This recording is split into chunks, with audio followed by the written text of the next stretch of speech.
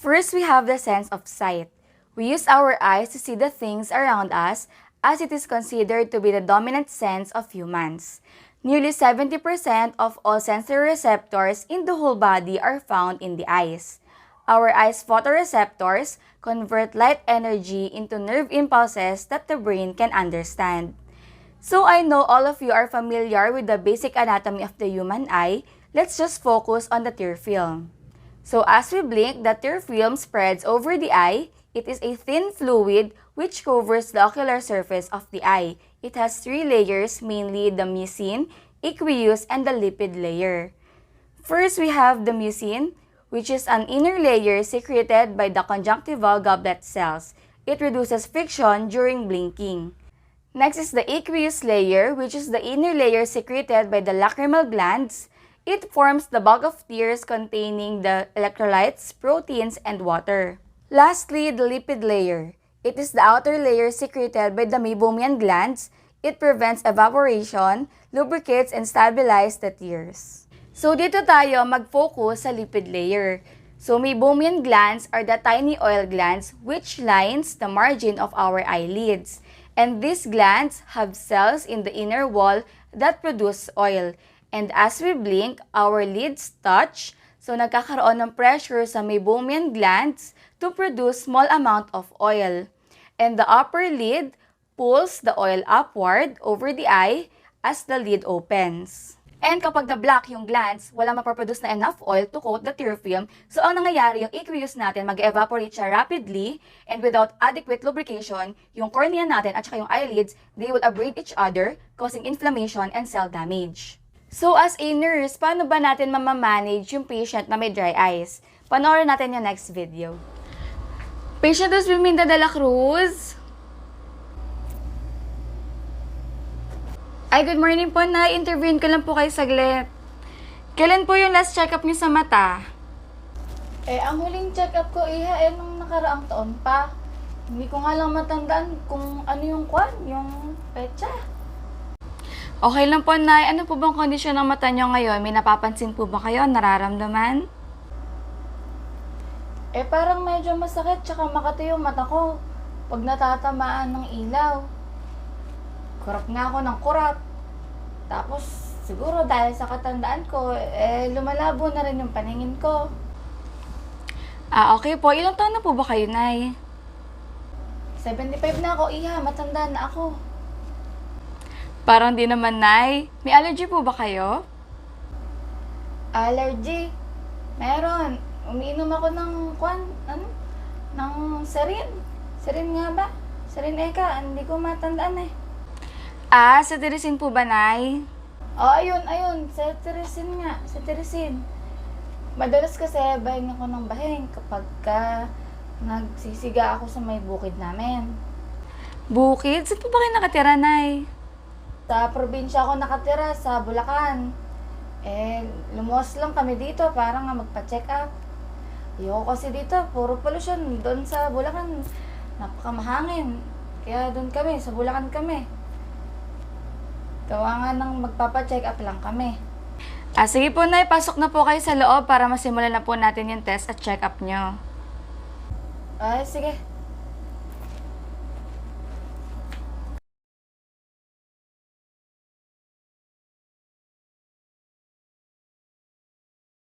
Hello po, Nay. Bali, diagnose po kayo ni Doc ng dry eyes. At pinrescribe niya po kayo ng ointment at saka po ng eye drops. So, explain ko lang po kung ano po yung dry eyes. Yung dry eyes po kasi, normal po ito or common po sa mga babae, lalo na po yung mga age 50 pataas. Madalas po kasi dahil po ito sa exposure nyo sa hangin at saka sa usok. Di ba po nagsisiga po kayo, Nay? Yun po. At saka baka naman po nanonood po kayo ng TV ng matagal, tapos nakakalimutan nyo na po kumurap, Nay. Tapos po, umiinom pa po kayo ng antihistamine, yung cetirizine nyo po. Nakaka-contribute din po kasi yun sa dry eyes. Kaya po kayo nakakaramdam na parang makate, na masakit sa mata, tapos sensitive po kayo sa ilaw. Tapos po, nagluluha pa po kayo, 'di ba? At lumalabo po yung paningin nyo. Ganun po yun, Nay. Bakit ganun, Dry eyes, nagluluha yung mata ko. Opo, tanong din po yun ng karamihan. Ganito po, Nay. Wala po kasi masyadong tears o luha na napoproduce yung mata nyo dahil nag-evaporate na po ito ng mabilis. Dahil po dyan, nagiging irritable po at saka hindi komportable, tas ang reaksyon po ng mata nyo, magluluha po kayo. Ganun pala yun. Hindi ko kasi masyadong naintindihan kanina. Salamat, Iha, ha? Wala pong ano man, Nay. Basta po sundin nyo lang po itong mga gamot. Yung ointment po, overnight po siya, meaning sa gabi lang po nyo ilalagay. Turuan ko po kayo kung paano. Bali na hugasin niyo po muna yung kamay niyo bago niyo po lagay yung ointment. Tapos hawakan niyo po yung babang part ng mata niyo, hilahin niyo po pababa. Tapos po, nakikita niyo po ito, Nay. Ayan, dito po sa may ilalim, dito niyo po lalagyan ngayon ng ointment. Yan lang po. So, ito naman pong eye drops, Nay. Higa lang po kayo, tapos ipatak niyo po sa mata niyo, kahit mga 2 patak po. Tapos, ipikit nyo lang po yung mata nyo, i-allow nyo lang po na ma-absorb po ng mata nyo yung gamot. Pwede po kayo magpatulong sa iba, sa kanya po kung nahihirapan po kayo. Basta na isusundin nyo po yung gamot, Oo, Iha. Sabi rin ni Doc, baka lumala pa daw ito. Ay, Diyos ko naman, nakakatakot naman yun. Tsaka pag ako ang gumawa, baka matusok ko pa arat ng mata ko. Ay, para rin naman po sa inyo yan, Nay. Ay, bago ko po makalimutan, huwag din po kayo masyadong tatapat sa electric fan. Tapos, magsuot po kayo ng salamin kapag manonood po kayo ng TV. Tsaka, Nay, kurap-kurap din po. Kapag lalabas din po kayo, magsusuot din po kayo ng salamin. Nakuha po ba, Nay? Oo, Iha. Parang mas naiintindihan pa kita kay Doc. Englishero kasi no. Biro lamang. Sige, mauuna na kami, ha? Salamat, Iha. Salamat. Ikaw naman, Nay, para lang po klaro. Sige po, mag-iingat po kayo, Nay. Magpagaling po kayo. Thank you po. Now, let's go to the sense of hearing and balance, which is our ear. And napag-aralan naman natin na ang ating sense of balance ay nasa inner ear, which is the cochlea. So, dahil sa pagtanda, magkakaroon tayo ng mga age-related changes when it comes to our sense of hearing and balance, as well as just like the other senses. So, presbycusis is the normal physiologic change in hearing wherein nagkakaroon ng progressive degeneration ng hair cells and neurons sa cochlea. It is the most common form of hearing loss in older adults. Unknown ang causes ng presbycusis, therefore the diagnosis is by ruling out other causes of hearing loss. Kailangan natin alamin kung ang patient ba ay may prolonged exposure sa loud noises kasi alam naman natin na ang loud noises ay nakakasira sa hair cells sa ating inner ear. Kung nagkaroon pa siya ng infection, yung mga gamot na ininom niya, kasi alam naman natin na may ibang mga antibiotics na merong ototoxic effect. Kung nagkaroon ba si patient ng head injury, and so on. Next, punta naman tayo sa disorder of balance. Sa mga matatanda, maraming conditions and problems with regards sa balance, tulad ng dizziness and disequilibrium, vestibular ataxia of aging, and yung i-discuss natin ngayon is yung Meniere's disease. Actually, this is an uncommon disease na seen in older women and is characterized by severe vertigo na may kasamang tinnitus. So, alam naman natin, aware naman tayo sa tinnitus, di ba? Yung parang wang-wang na naririnig natin sa tenga. So, ayun. Meron ding progressive low frequency hearing loss ang nakasama ang Meniere's disease. Meniere's disease is caused by increased presence of endolymph, which results to increased pressure within the labyrinth in the inner ear. Endolymph yung tawag sa fluid na nasa loob ng ating cochlea, and ito yung main responsible for our balance. So, assessment. During our assessment, kailangan natin alamin yung onset, type, and progression of hearing loss na meron si patient. So, ma'am, kailan po nagsimula itong paghina ng pandinig po ninyo? Pakiulit ang sinabi mo. Ang sabi ko po, kailan po nagsimula yung paghina po ng pandinig po ninyo? Ito, pakaramdam ko nagsimula ito nung birthday ko. Paano yan? 65th birthday ko. Kasi napapansin na ng mga anak ko na ang lakas ko raw mag-TV, ang lakas ko raw magsalita. Tapos di ko raw sila masyadong marinig, mga pinagsasabi nila. Sa tingin niyo po ba habang tumatagal, lumalala? Anong nararamdaman po ninyo? Pangaramdam ko, oo, lumalala na siya ng pakaunti. Meron bang presence ng ibang sintomas tulad ng pain, pressure, or may tinnitus? Kung may kasamang dizziness na nararamdaman ng patient? Kung may iniinom na gamot kasi, tulad ng sinabi ko kanina, may mga medications na nagkakos ng ototoxic effects. And habang kausap mo siya, ma-observe mo naman yung behaviors ng client such as leaning forward na style na hindi siya nakakarinig ng maayos. May nararamdaman po ba kayong masakit sa inyong tenga? Pain? Sakit? Wala namang masakit sa tenga ko. Yung may naririnig po kayong wang-wang na maingay sa tenga? Wala rin yung ganun, yung wang-wang na sinasabi mo. Minsan, madalas po ba kayong mahilo? Minsan, oo, nagkakaroon ako ng pagkahilo kapag bumabangon ako agad. Meron, nahihilo ako. May iniinom po ba kayong mga gamot para sa ibang sakit? Ngayon wala naman ako iniinom na gamot. Ito naman tayo sa nursing management for Meniere's disease.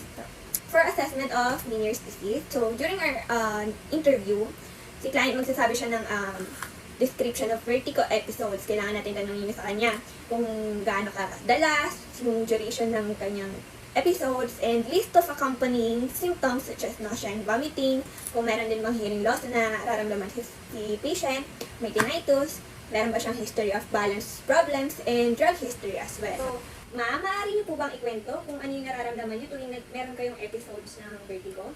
Kahit hindi ako gumagalaw, maramdam ko, yung paligid ko gumagalaw, kahit nakahiga lang akong ganyan, yung paligid mga ganon. Gaano po madalas na mangyari? Siguro sa isang linggo, nakakatatlong beses ako na nahihilo, pero hindi siya regular, may pagkakataon na dalawa lang, ganun. Gaano po tumatagal ito, bawat episode? May pagkakataon na buong araw ko nahihilo, meron naman saglit lang, parang 1 hour lang. So, nagkakaroon ka po ba ng pagsuka? Oo, may pagkakataon na nagsusuka ako sa sobrang lala ng pagkahilo ko. Sa pandinig niyo po ba, nakakaranas po ba kayo ng mahirang pandinig? Wala naman. For interventions, first is pharmacologic treatment. Pharmacologic treatment includes neclidine and diphenhydramine. Ang responsibilities naman natin dito is, both these drugs causes drowsiness. So, kailangan natin paalalahanan ng patient na huwag mag-drive and avoid alcoholic beverages. And next is diuretics such as hydrochlorothiazide and low sodium diet to reduce the excess endolymph fluid.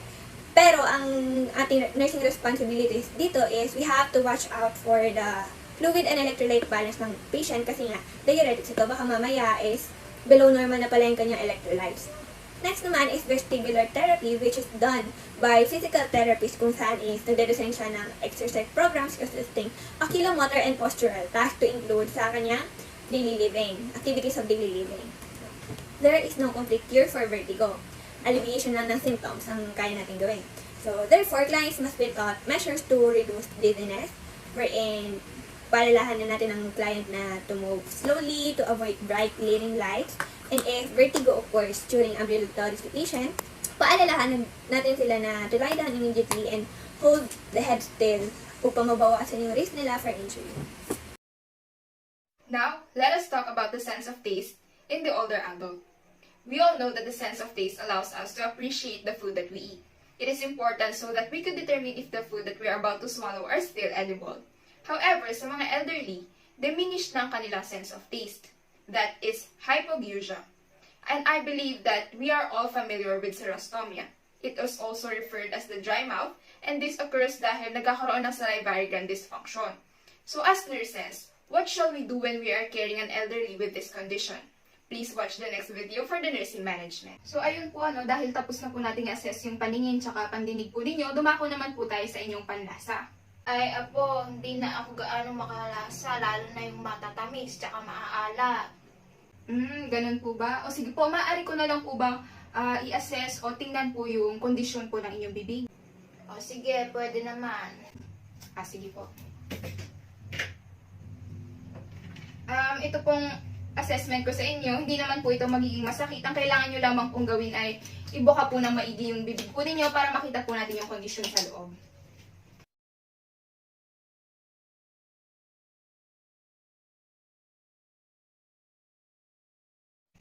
Sige po, ibuka po natin ng maigi. Ganito po.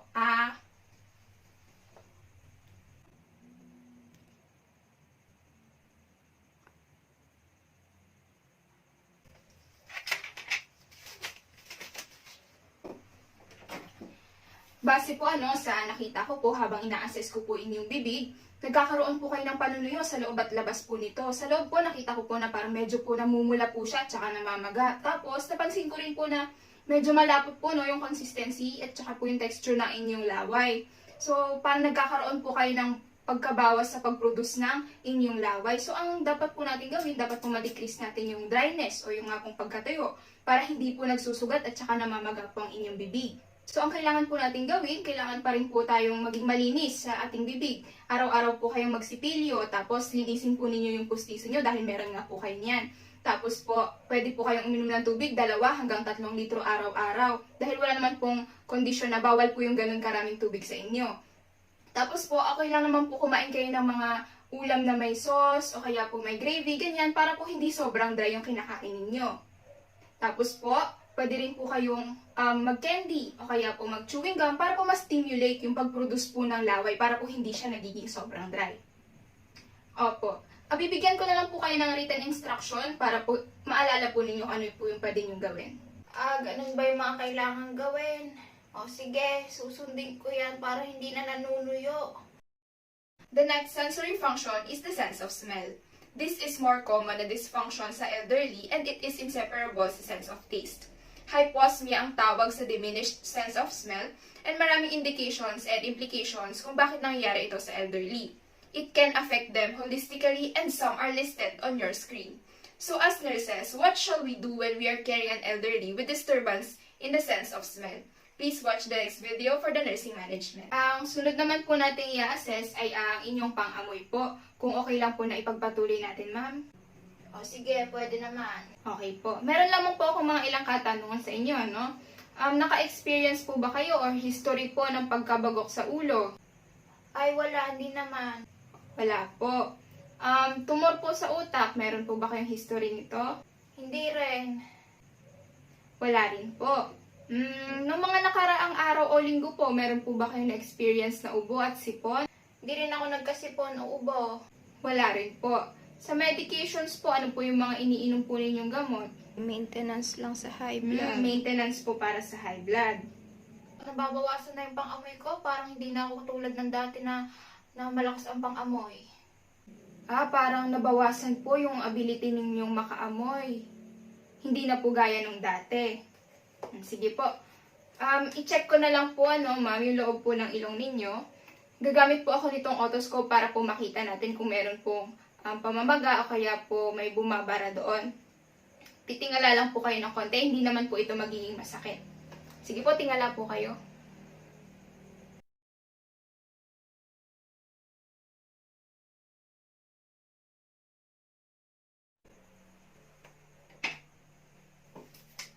Ayan po, base po sa nakita ko, wala nga naman pong pamamaga doon po sa inyong ilong, tsaka wala naman pong nakabara na bukol, ganyan. Ang sunod naman po natin gagawin ay meron po akong ipapaamoy sa inyo.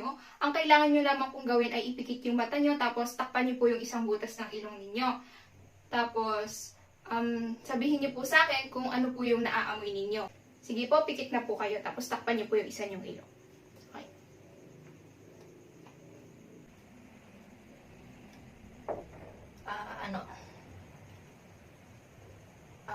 Vanilla.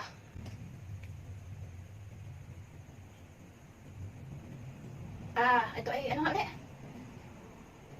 Kape. Oo, hindi ko kasi gaano na sa kaliwa, sa kanang ilong. Sige, sunod. Parang alcohol. Tama, alcohol. Oo, iyo.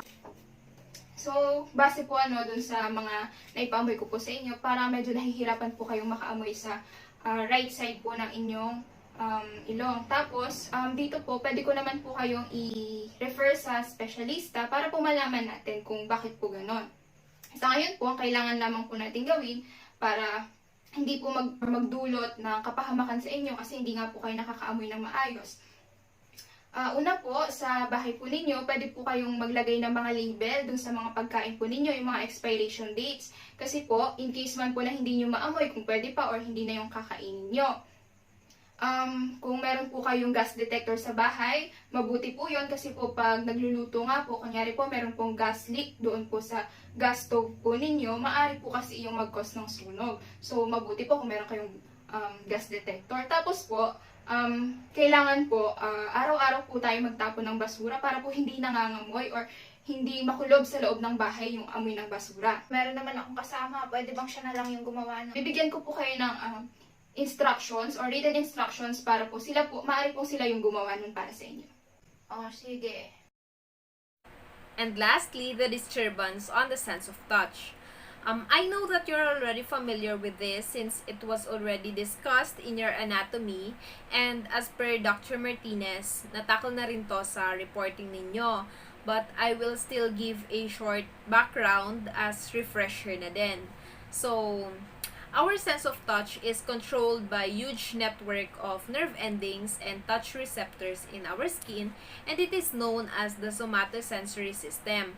And sa system na to, it is the one responsible sa sensations na nararamdaman natin. Either it is cold, hot, nakakaramdam ba tayo ng pain, ng vibration, ng pressure, and many more.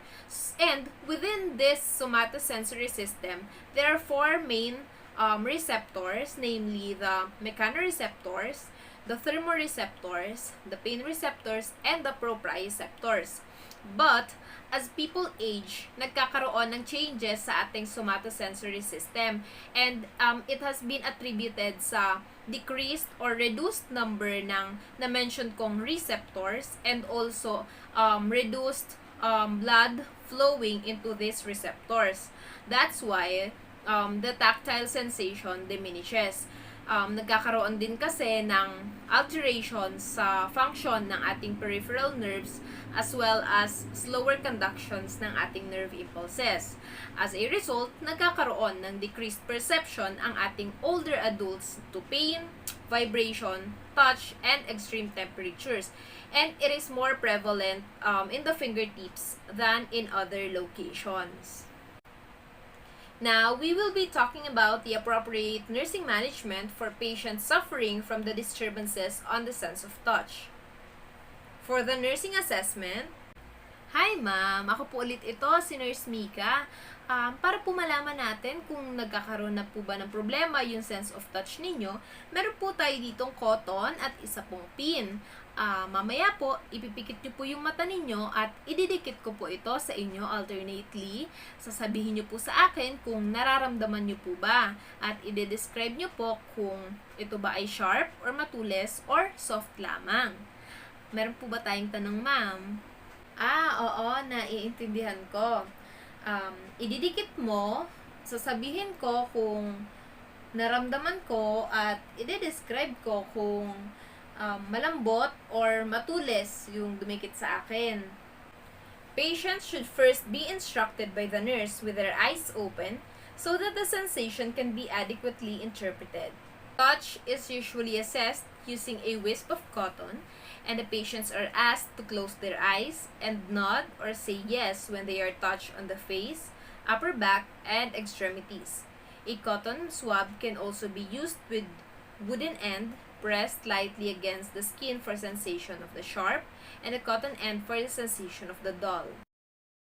Small test tubes can also be filled with warm and cold water, and the test tubes pressed to various points on the body for identification with the eyes closed.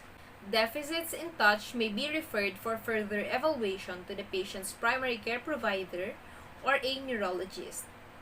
For the nursing intervention, kailangan pa rin ng continuous monitoring of the intactness of the skin, and isa sa mga responsibilities natin is the assessment of safety risk as well as the development of safety plan para ma-minimize ang injury, because our nursing interventions are directed toward preventing accidental trauma and injury to these elderly patients.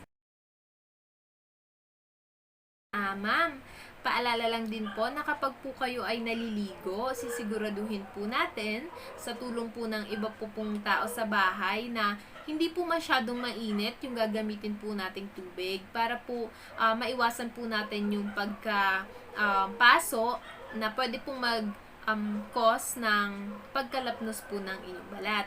Ay, tama. Sige, at ipapacheck ko na doon lagi sa apo ko. Protective padding of the upper and the lower extremities can prevent bruising and protect skin integrity. Hello, good afternoon. Next up, we will be discussing chronic confusion, which is a result of the various cognitive changes that we can go through as we get older. Some cognitive functions decline with age, some remain stable, and others improve. Studies have shown that people have shown their best cognitive abilities in their 30s and 40s, and then nagde-decline na after. However, studies also estimate that cognitive changes become noticeable only when people reach their 70s. So let us remember that anything that damages or interferes with the normal functioning of the cerebral cortex can result in cognitive problems, as our cerebral cortex has a broad range of functions. And one of these include a role in our higher cognitive functions such as decision making, attention, learning, memory, problem solving, and more. All cognitive function must be given immediate attention. Cognitive function can be affected by sensory changes, physiologic factors, or emotional disorders. Now, it is important to note that sensory changes can result in behaviors that mimic cognitive problems, but are actually not. So, sensory misperceptions should first be ruled out before further cognitive assessment is performed. Now let us discuss some age-related changes that we should remember. So first up, we have confusion. Confusion is used to describe a wide range of behaviors. So we can often hear both medical professionals and lay people use this term. But really, confusion is defined as a mental state characterized by disorientation regarding time, place, or person that leads to bewilderment, perplexity, lack of orderly thought, and the inability to choose or act decisively and to perform activities of daily living. So, confusion can also be sometimes idiopathic, meaning from an unknown cause. Delving further, confusion can either be acute or chronic. Acute confusion is often called delirium, and chronic confusion is often referred to as dementia. Now, let us differentiate delirium and dementia by looking at them side by side. So for delirium, we see that for the onset, it is sudden or abrupt, kaya siya acute. It ranges from hours to days, and for dementia, it is a slow and insidious process, kaya chronic. Delirium is usually caused by physiologic process that affects the autonomic nervous system. Conditions that can cause delirium include uncontrolled pain, infection, metabolic disturbances, vitamin deficiencies, uremia, hypoxia, hypercalcemia, endocrine imbalance, myocardial infarction, constipation, drug toxicity, and drug withdrawal. While for dementia, it is usually caused by damage to the cerebral cortex that is usually a result of disease conditions, multiple infarcts, or the cerebrum secondary to stroke or other pathologic conditions of the brain. For the progression, abrupt siya for delirium and slow but uneven for dementia. For consciousness naman, it is reduced for delirium, meaning the patient can be experiencing from reduced ability to focus, sustain, or shift attention. On the other hand naman, consciousness is clear for dementia. For alertness naman, it fluctuates for patients with delirium. They can be lethargic or hypervigilant, unlike in dementia, where they are generally normal. For attention again, fluctuating for delirium and generally normal for dementia. And lastly is orientation. So severity varies for delirium and generally normal for dementia. So next is, these are the characteristics of delirium and dementia shown side by side. So delirium is characterized by disturbances in cognition, attention, memory, and perception. Dementia is characterized by changes in memory, judgment, language, mathematical calculation, abstract reasoning, and problem-solving ability, impulsive behavior, stupor, confusion, and disorientation. Another important thing to note before we head over to our nursing interventions is some common behaviors seen with advanced dementia, which include wandering, excessively emotional reactions, so ito yung mga tinatawag natin na catastrophic reactions, combative behaviors, suspiciousness, and hallucinations or delusions. These agitated behaviors, which are often burst late in the day, are referred to as the sundown syndrome or sundowning. Affected persons often do not recognize even their closest family members and friends. And lastly, as nurses, we must also remember that these abnormal behaviors can also be frightening to the family and anyone who cares about the affected individual. Now we'll talk about the nursing care for older adults with chronic confusion in hospital or extended care facilities. Assess behavior on admission and at regular intervals. So yung tamang identification ng type of cognitive loss is very important para yung mga appropriate medical and yung mga nursing interventions natin ay ma-plan beforehand and ma-implement accurately. So, if na-notice na natin na there is a change in behavior in an elderly na normally wala namang problem with cognition, posibleng this is a physiologic problem and not chronic confusion. However, sa mga elderlies natin na may history na of cognitive changes, mas mahirap ito ma-identify. So, maaari nating ma-miss itong changes na to, kaya it is very essential to pay close attention to the subtle changes in behavior.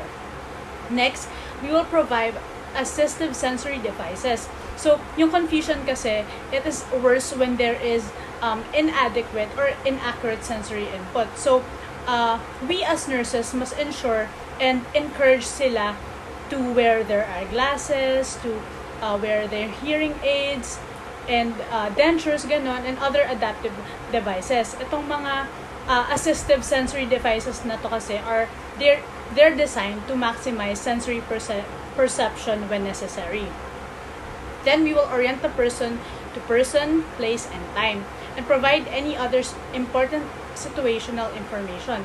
But do not force the issue because it can lead to agitation.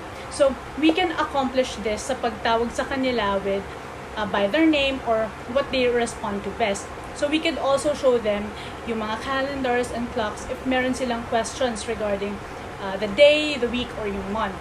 So, yung calendars kasi, that can be referred when talking about important dates and events. So, kailangan nila ng constant reminder and at the same time, an explanation of procedures before it happens. Pero, if na-notice natin na they're becoming combative na or aggressive, we do not argue with them. Instead, ginagawa natin is we need to focus on their feelings and use reflective statements. Then, we will provide a structured environment that ensures safety yet enables the person to keep active as long as possible. So, we also need to keep the environment safe to prevent falls. So, meron ding mga elderlies na mas prefer nila na magsuot ng shoes sa kama, and this can be very beneficial kasi this can give them a better balance and footing when they need to get up. Next is we will provide continuity. So on older clients, they can be disturbed or natatakot sila sa mga bagong bagay o sa changes, yung mga new phases, mga changes. So whenever possible, care could be assigned sa mga consistent group of caregivers who can develop a trusting relationship with the patient. Very essential kasi ang rapport. So maganda rin na the elderly has access sa belongings ng family niya like pictures or shirt or kung ano man yan na can remind them of their family or loved ones. Next is we will administer psychotherapeutic medications as ordered. So, a few medications are available to aid yung treatment ng cognitive disorders such as Alzheimer's disease. So, itong mga medications na to do not necessarily cure or reverse yung existing cognitive loss nila, but are very beneficial sa pag-improve ng memory nila, sa alertness, and sa social engagement. So, yung mga commonly prescribed include Tacrin, Donepezil, Galantamine, and Rivastigmine. Avoid the use of physical and chemical restraints. So, keeping confused persons restrained in beds or chairs tend to increase their level of confusion. So, very harmful to and could actually make the behavior worse. Nakikita kasi nila na yung mga restraints as a form of imprisonment. Actually, if these are used without valid medical reason, it can be grounds for legal action. Tsaka we need to remember na we're dealing with older clients, diba? So, rather than protecting them with restraints, this can be a hazard kasi this could lead to physical deterioration. And it is much more advisable to keep the bed in a low position or position a mattress sa floor to reduce yung risk nila for falls and injuries. Then, we will structure participation in activities of daily living, keeping routines simple and individualized. So, we can provide yung mga simple step-by-step directions para mas madali silang maka-keep up. We can keep choices to a minimum para less yung confusion nila. We can also keep their clothing simple. Yung hair nila could be styled so that care is quick and very easy. And then, We can keep yung meal times nila as pleasant as possible. Huwag sila pilitin. We can serve yung mga food like soup or beverages in cups with handles that are very easy to control. We could also prepare trays before serving to minimize yung delay and yung frustration nila. Then, we could also, yung toileting schedules nila, this can help reduce episodes of incontinence. Then, we can structure the environment to minimize disruption, avoid sudden changes of room or environment. So, na-mention na natin kanina na yung changes na to, this can frustrate and scare older patients. Yung mga frequent changes of staff and yung large number of strange people or new people, yung mga excessive noises natin and excessive amounts of activity that can be overly stimulating sa ating patients. Kaya we should keep them to a minimum. And then develop a plan to deal with acting out behaviors. So yung excessive stimulation and stress can be very triggering sa catastrophic reactions nila or delusional behavior sa ating older patients. So making decisions and responding to questions are very stressful sa mga nagsasuffer from dementia, and that should be avoided. So, as nurses, kasama din sa role natin to help them regain control. So, pwede rin tayo gumamit ng mga distractions to divert their attention. Good afternoon, everyone. I will continue the discussion for caring for older adults with chronic confusion in hospital or extended care facilities. So, first is effective communication skills. So, bakit natin ginagawa to? This is to promote positive interactions with confused older adults. And kasama dito yung mga nonverbal cues natin na we always smile, and then we also apply gentle touch to them. Tapos, lagi natin alahanin maintain eye contact. And then once we're communicating with them, give them adequate time. Allow them to express themselves, yung mga concerns nila, and yung mga gusto nilang i-share sa inyo. As much as possible, wag niyo silang i-interrupt. And then, while speaking to them, kapag sasagot na tayo, dapat short sentences lang, simple sentences. Always use layman's word. And dapat in a calm and natural tone lang. Like, malumanay lang. Wag yung masyadong mabilis or yung parang nagmamadali sa pagsasalita. And next is consult with family and the multidisciplinary team. So ngayon, the family can provide info kasi.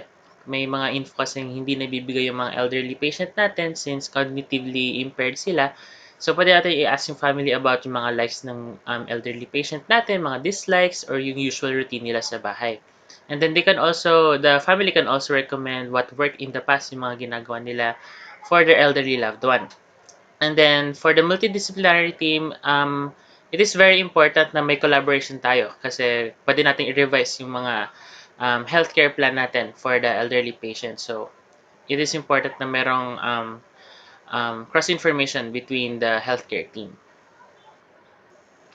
And now, I'm going to discuss caring for older adults with chronic confusion pero ngayon at home na. And the next point is help the family accept the diagnosis. Ngayon, it's very hard kasi to accept, for the family to accept na merong diagnosis si patient ng dementia or delirium. Pero as much as possible, we should encourage them na this is happening to their elderly loved one, and pwede natin ito magawa by actively listening sa mga concerns nila, syempre sa frustration nila kung bakit nangyari ba to sa loved one nila, sa mga tatay at nanay nila. Pero at the same time, kailangan din nating i-state yung mga facts and information regarding sa condition ni elderly patient para mas mapabilis natin yung acceptance nila for the diagnosis. Next is help them to adjust to provision of care for a cognitively impaired elderly. Yung family is usually mag-a-adjust for the demands ng care na ibibigay natin. And yung mga patient natin na may severely altered thought process, dapat hindi sila naiiwan mag-isa. So, yung mga families, usually dapat may naiiwan sa bahay, dapat may kasama, may nagbabantay sa kanila. Ngayon, pwede tayong makipag-collaborate with the family to supervise plan of care. We can educate them about possible actions and yung mga behaviors na pwede nating gawin kapag magko-communicate tayo doon sa elderly loved one nila. And then yung mga effective techniques na alam nating possible na maging efficient siya kapag makikipag-usap na tayo doon sa elderly loved one nila. And then sometimes you can also do modifications sa bahay, such as yung mga edges or yung mga corners na masyadong medyo matutulis kasi baka mabangga nila yon. And then yung mga heavy objects or yung mga madalas nilang gamiting objects, pwede nating ilagay sa mga lower ground and huwag nating ilagay sa mga higher ground kasi baka tendency mahulog yun sa kanila. And then yun nga, since cognitively impaired sila, so mas madali nilang ma-misplace yung mga items na yun. So by putting them in lower ground or sa mga familiar places sila, ayun, familiar places para madali lang nilang maalala. And also kabilang dito yung mga promote din natin yung mga old hobbies nila if sa history natin or sa information na binigay ng family, let's say nagko-crossword si tatay dati or si nanay, pwede tayo mag-place ng mga newspapers sa lamesa tapos it could start something sa mga elderly loved one natin. Oh, may newspaper. So, maghahanap sila, magbabasa sila. So, it still promotes brain activity. Tapos, kapag nahanap nila yung crossword na mahilig nilang gawin dati, that can still promote brain activity and which can also improve brain memory. Next is provide emotional support and identify coping strategies. Ngayon, yung coping kasi ng family sa ganitong condition ng elderly patient is very stressful, lalo na sa day-to-day responsibilities nila. So, tayo as a nurse, kapag magvi-visit tayo sa home nila, pwede natin i-assess kung paano ba nagko-cope yung family, kung anong ginagawa nila to alleviate their stress kasi it's very demanding nga. Very demanding kapag may ganitong elderly loved one na may dementia or delirium. So, we can talk about their concerns and their anxieties and just be an active listener for the family. And then the next point is identify and encourage to join community resources. Now, what are these community resources? Included dito yung mga support groups. Pwede tayong mag-encourage sa family ng elderly patient or pwede nating banggitin mismo sa elderly patient if hindi pa naman gano'n nagpo-progress yung cognitive impairment niya na maghanap sila ng support groups kasi itong mga support groups na ito nakaka-help to feel valid yung elderly patient and also it promotes social interactions. And as much as possible, i-encourage natin yung family na mag-join or samahan nila yung elderly patient kapag pupunta sila sa mga support groups na to. And then, meron tayong mga tinatawag na respite care programs. Ito yung mga temporary supervised care na halimbawa busy yung guardian or yung family natin and walang magbabantay sa elderly loved one or sa elderly patient. So, ito mga respite care programs, pwede nating dalhin yung mga elderly patient doon, tapos doon muna sila for a specific amount of time. Within the day, within 8 hours, ganun. Tapos, pwede nang sunduin ng family ulit or ng guardian nila. Next is assist families to make arrangements for institutional placement if necessary. Ngayon, ito, parang mas longer version na ng respite care programs. Kasi di ba sa respite care programs is only temporary. Pero dito sa for institutional placement, minsan kasi may mga family or guardians na for them it is very demanding sa time kasi syempre may work din sila and they have their own problems and concerns and sometimes even sa mental health nila like psychologically exhausting for them. So, hindi na nila maalagaan yung elderly patient nila. So, minsan pwede nating i-recommend or i-refer na dalhin yung mga elderly loved one nila sa nursing home placement.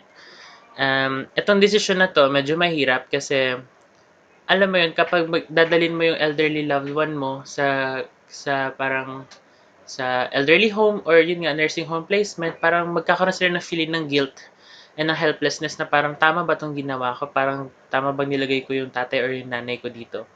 So, as usual, we have to provide information and education sa kanila na if it is yun nga, it's very demanding for them, we have to be supportive for the family or the guardian na ganito na it really happens, especially kapag severely progress na yung cognitive impairment and ayun nga, masyado nang demanding sa physical and sa psychological well-being ng guardians or ng family.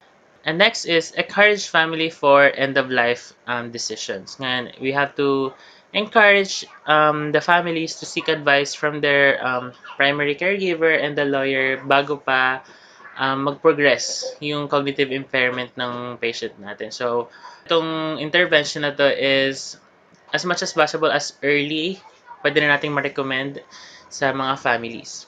And sometimes, severe na yung impairment ng elderly natin is kailangan na mag-hospice referral para ma-provide na talaga yung quality care for our elderly loved one. And finally, appropriate interventions that are usually used in the institutional setting. So, syempre, advisable pa rin naman na kahit at home, yung ginagawa natin sa institution or sa hospital, it is highly advisable na gawin pa rin natin at home kasi we want to deliver quality care sa ating patient. And here are some examples. Magandang hapon po, Sir Andre. Kumusta po kayo? Okay naman. Okay naman po. Opo, okay. So, ano pong ginawa niyo po ngayon? Nagbasa-basa lang. Nagbasa-basa po kayo. Oh, ano po yung mga nabasa niyo mga news ngayon? May sunog daw doon. Ganun po. Opo, nabasa ko nga rin po na may sunog po doon sa San Andres kahapon. Oo, Opo. nabasa ko nga eh. Kamusta naman po yung mga support groups niyo po? Nag-attend naman. Naka-attend kayo kahapon. Talaga po. Sige po. Mabuti po yan. Makakatulong po yan sa inyo. Okay, so the last topic would be impaired verbal communication. With age, normal lang naman ang changes in speech and language. Kaakibat na rin ang mga pagbabago sa atin physiologically and cognitively. But for older adults associated with altered thought processes, mas nawawalan sa kanila kumbaga ng halaga ang verbal communication. Pero una alamin muna natin ang proseso kung paano tayo nakaproduce ng speech or ng sound. Okay, so una, ano nga ba muna ang speech? So, we use it as a means of communication, and it is a way for us to express our ideas and thoughts. Basically, speech itself is air na nagmo-move from our lungs at sa ibang anatomic structures na nagmo-mold ng sound waves for it to become intelligible. So, meron tayong 4 na structures involving speech, which are the oral cavity, nasal cavity, pharynx, and the larynx. Ang pag-produce ng speech sounds ay hindi lamang gamit ang ating tongue and lips. Kailangan din natin mag-push out ng air from our lungs, paakyat sa ating throat, and finally express using our mouths. May iba't ibang ways kung paano tayo makaproduce ng sound, pero mas mahirap yun gawin. For example, mas mahirap magsalita, diba, kapag nag-breathe in ka ng air, kasi mas nagtitake up siya ng energy compared sa paraan ng pag-push out. So, doon na tayo sa madali. Sa speech or sound production, meron tayong 3 pagdadaanan na phases, which are the initiation, phonation, and articulation phases. So, una muna ay ang initiation phase. This is basically yung action na nag-i-initiate ng flow of air to move around the lungs para makagawa tayo ng airstream. Now, essentially ito in sound production dahil sa changes in pressure sa ating lungs. 3 ang mechanisms ng initiation, pero it is mainly pulmonic or via the lungs kasi nagpo-produce ito ng 95% of human speech sounds. Okay, so from our lungs, it travels up towards the trachea or our windpipe and then towards our larynx. Okay, pupunta na tayo sa phonation phase na to. During phonation phase, kumbaga, nagmamodulate na yung quality ng sounds as the air passes through between the larynx or called voice box and 2 muscular folds called the vocal cords. So, kapag ang vocal cords natin ay narrow or tight, the airstream will vibrate dito kasi it can produce voiced sounds kasi hindi nga nakakapass through yung air. Kapag naman ang vocal cords natin ay open or it is held apart, mas madaling makaka-push through ang air kasi it could produce voiceless sounds. Example nito is like ba, which is our voice sounds, and pa, which is our voiceless sounds. Ganun yung mga example nun.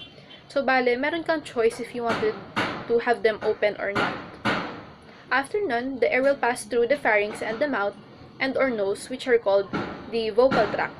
Ayan, so familiar naman tayo sa uvula, no? Yung nakadangle na part sa dulo ng ating mouth. In producing the sounds, parang ito yung nagiging gate, kumbaga, kung saan mag-pass through yung air. If naka-raise yung uvula, the air will pass through the mouth or it will produce an oral sound kasi dun siya magpa-pass through.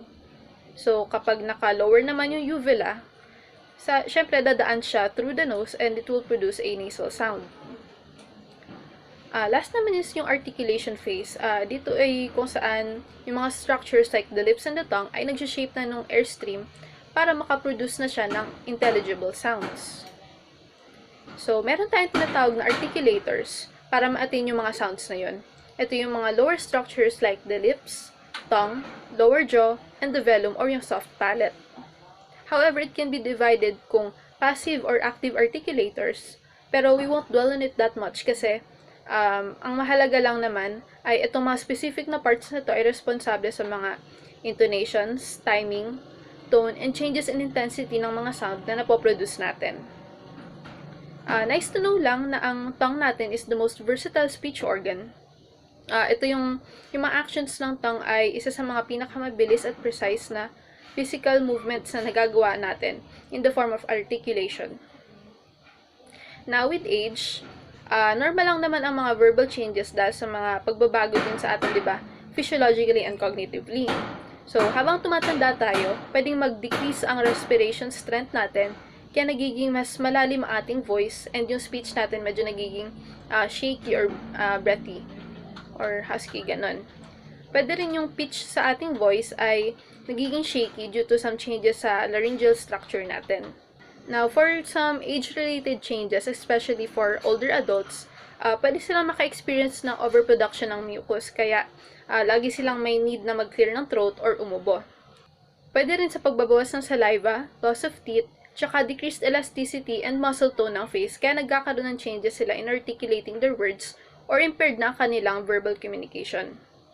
O di kaya, pwede rin yung mga cognitive changes associated with aging, since habang tumatanda, di ba, mas nagiging kaunti na lang yung nasasabi nilang words, and mas maraming errors din kumpara sa ating mga young adults.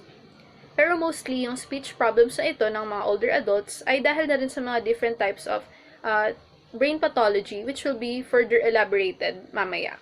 So, that is it po. Okay, so next thing that we're going to discuss is all about the disease related or associated with impaired verbal communication. That is when there is changes in speech or the ability or inability to use language appropriately, which causes disease or from injury. So, first thing that we're going to discuss is all about dysarthria. So, when we talk about dysarthria, there is a disturbed articulation in which results in disturbance in the control of speech muscle. In this time, the patient is having a hard time controlling the speech muscle. That means that if he is having a hard time controlling the speech muscle, that results to a disturbed articulation or which presents with slurred speech, readiness, slow or rapid rate of speech, limited mouth or facial movement, monotonous voice, and also weak articulation. So there are a lot of causes that a patient will manifest dysarthria. First is that if the patient experiences brain lesions in motor areas in central nervous system, a brainstem, stroke, brain tumor, degenerative diseases, metabolic diseases, and also toxins. So we also have this term called anarthria associated with dysarthria, but the difference is that anarthria is the complete inability to move the articulations or articulators for speech. That is, there is a complete disturbance in the control of the speech muscles, that the patient also has the complete disturbed articulation and couldn't articulate properly the words or his speeches. And next is we're going to discuss about verbal apraxia. So when we talk about verbal apraxia, this is caused by the damage primarily to the parietal lobe. And we all know that the parietal lobe is involved in the somatosensory processing. That means that if the parietal lobe is impaired, it will have impairment or it will have a disease, or the patient will manifest impairment in initiation, coordination, and sequencing of muscle movement. That means that this results in difficulties executing the mouth and speech movement. And also next is the very famous aphasia. When we talk about aphasia, this is the inability to express or understand the meaning of words due to the damage in the language areas of the brain. So it is the most common language disorder in the elderly and occurs in up to 1/3 of the patient in acute phase following stroke.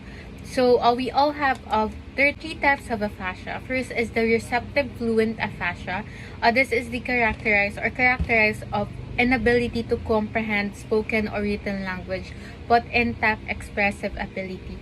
And also we have the expressive aphasia. This is non-fluent, which is characterized by the inability to produce language in either an oral or a written form, but relatively intact language comprehension. And lastly is what we call the global aphasia. When we talk about global aphasia, this is the most severe form of aphasia wherein there is a characterization of severe impairment in the production of recognizable words. And another disease that is associated with impaired verbal communication is the chronic obstructive pulmonary disease, or what we all know as COPD. We all know that COPD is a condition that is mainly for older adults, or one of the target populations for, or one of the populations for COPD is the older adults. And since it has a characterization of airflow blockage in the lungs, the speech is likely also to be affected, in which it will affect to be low and restricted in range. And lastly is what we call the laryngectomy. So laryngectomy is a medical procedure that affects the communication. Procedure that also affects the communication. So it is an operation where a portion of our larynx is removed, and it is used in treating patients with laryngeal or hypopharyngeal cancer. So after the total laryngectomy, the patient will be having a hard time or can no longer use their own voice. Instead, they will have the communication in terms of writing, mouthing words, gesturing, or an electrolarynx that could be used.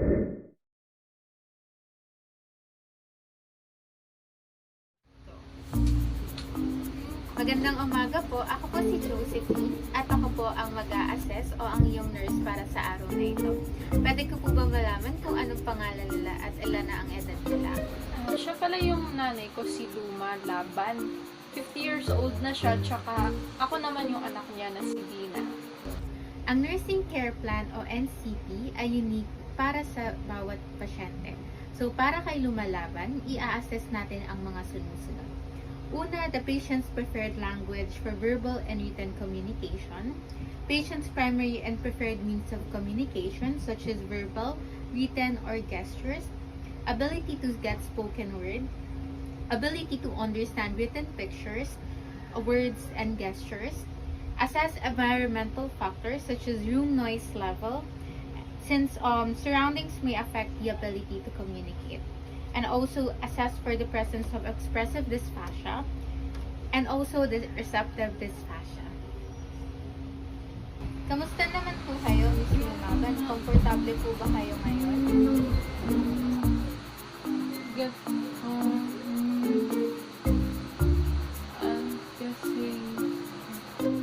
Good morning din. Yung nanay ko po kasi nahihirapan siya magsalita, tsaka minsan di rin namin naiintindihan kung ano yung mga sinasabi niya. Pero kasi siyang history ng damage sa utak daw, sabi ng doktor, dahil ayun nga na-accident.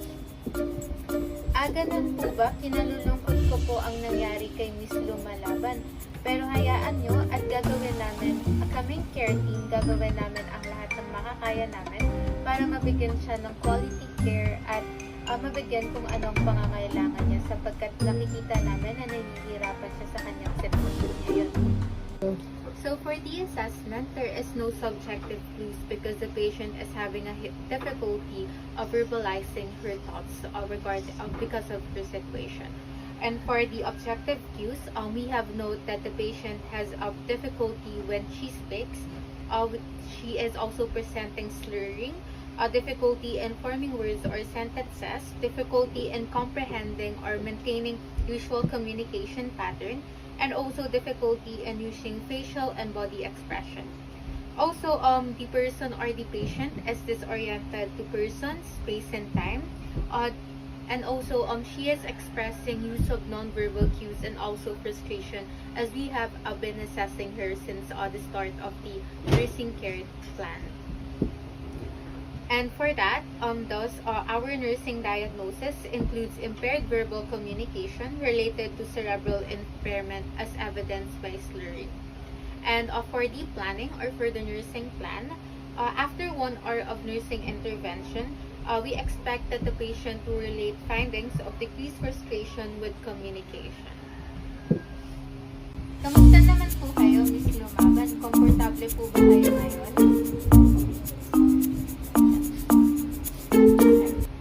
So, for the first nursing intervention, first is we have to learn the patient needs and pay attention to nonverbal cues. May gusto po ba kayong isama para sa diskusyon ngayong araw? Ang pamilya niyo po, nanay, tatay, o anak niyo, gusto niyo po bang isama?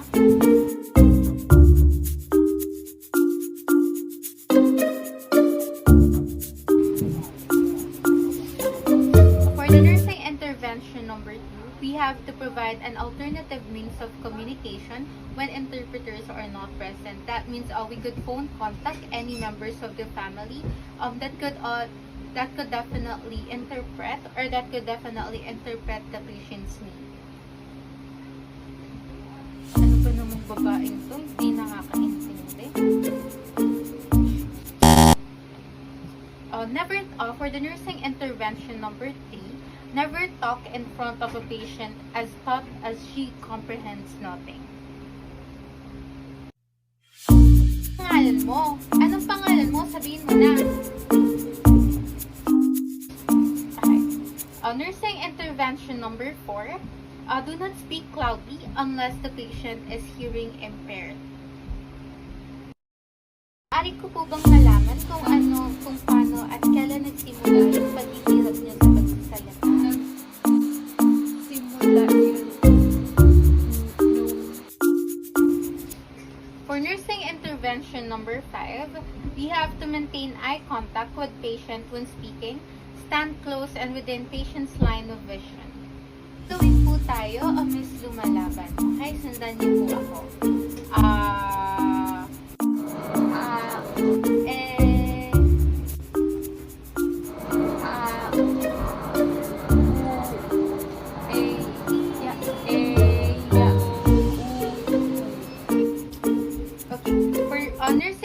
Intervention number 6, we have to individualize techniques using breathing for relaxation of the vocal cords, rote tasks such as counting, and singing or melodic intonation. Ito, ganito. Tapos hindi pa kayo nakakaintindi. Kailangan nyo po maintindihan na nasasabihin ko ngayon. Ano, hindi ka pa rin ba nakakaintindi? For the nursing intervention number 7, we have to maintain a calm, unhurried manner and provide sufficient time for patient to respond. Ito po ba ay isang bola? Oo, yes. Okay. Yes or no? Yes. Boy or girl? Boy or girl? Girl. Okay, very good. Fruit. Ano pong prutas ito? Apple. Okay. Nursing intervention number 8. Have to provide word and face art, writing pad and pencil, or picture board that could use eye blinks or finger movements for yes or no responses. For the evaluation, after an hour of nursing intervention, the patient was able to establish method of communication in which needs can be expressed and also evaluated.